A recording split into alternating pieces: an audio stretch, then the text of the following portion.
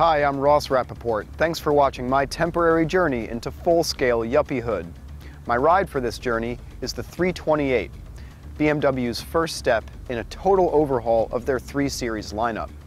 They typically like to stagger their model introductions with the sedans bowing first, so this 328 sedan is being sold alongside the old version of the coupe, convertible, and sedan. One glance and you can tell it's been totally redesigned, but it's still very unmistakably a BMW. And I like that they've sort of gone back to their old approach of same sausage, different lengths, and brought this car back in line visually with its larger 5 and 7 Series siblings. As with most BMWs, the interior is no nonsense, so there's really not much to talk about, other than the navigation system, which I really like and whose central control dial is absolutely in the perfect place. The iDrive system has come a long way since the first time I tested it in 2007. Also, there's a new thing called BMW Apps, and this is sort of a social networking, music centralization tool that Shannon discussed in her review of this car at length. But it is nice. Since I don't have an iPhone, I can't use it, but I understand that it's a serious technological innovation, so kudos to BMW. In addition to the usual pace of vehicle revisions, there's another, more momentous change rippling through the entire BMW lineup. The iconic naturally aspirated inline-6 engine is being replaced by turbocharged inline-4s, and the 328 is the latest domino to fall. It has an all-new direct-injected engine made entirely of aluminum, sporting a twin-scroll turbo design along with variable camshaft timing and variable valve control. It's lighter and more compact than the outgoing 6, as well as more fuel efficient, in part due to a start-stop system. But for those enthusiasts who don't necessarily buy a BMW for good gas mileage, like me, I can see how this switch could be distressing, because there's really nothing like the perfectly balanced mechanical hum of a straight 6 engine at full blast.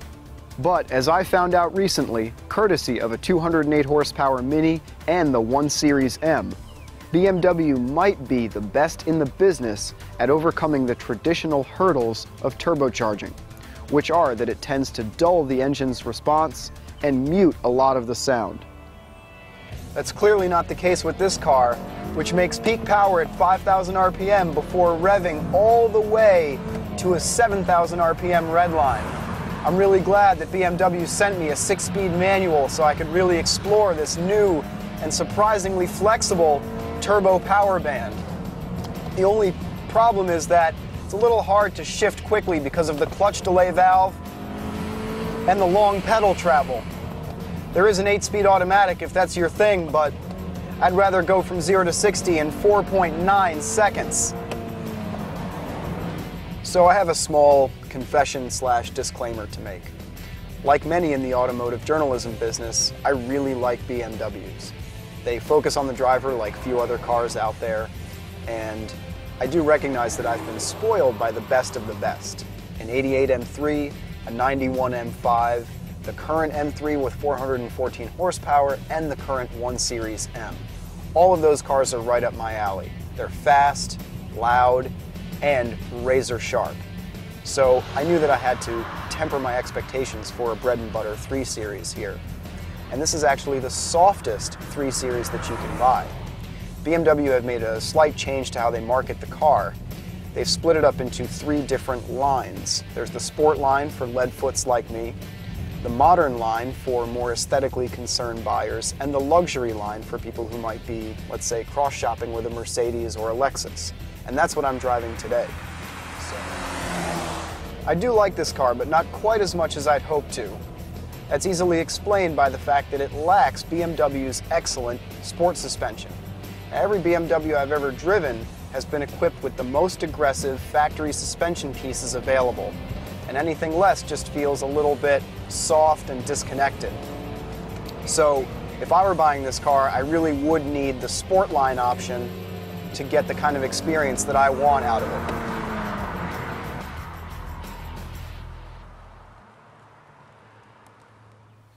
One experience nobody wants is sticker shock.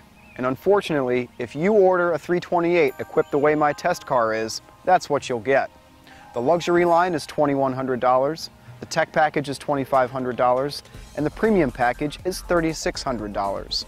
And then there's the xenon lights, the premium sound, and all kinds of other stuff that inflate the total by about $16,000 for an as-tested price of $50,545. Now clearly that's more than I want to spend, but the lucky thing for me is BMW's option structure makes it easy to pick only the features that you want.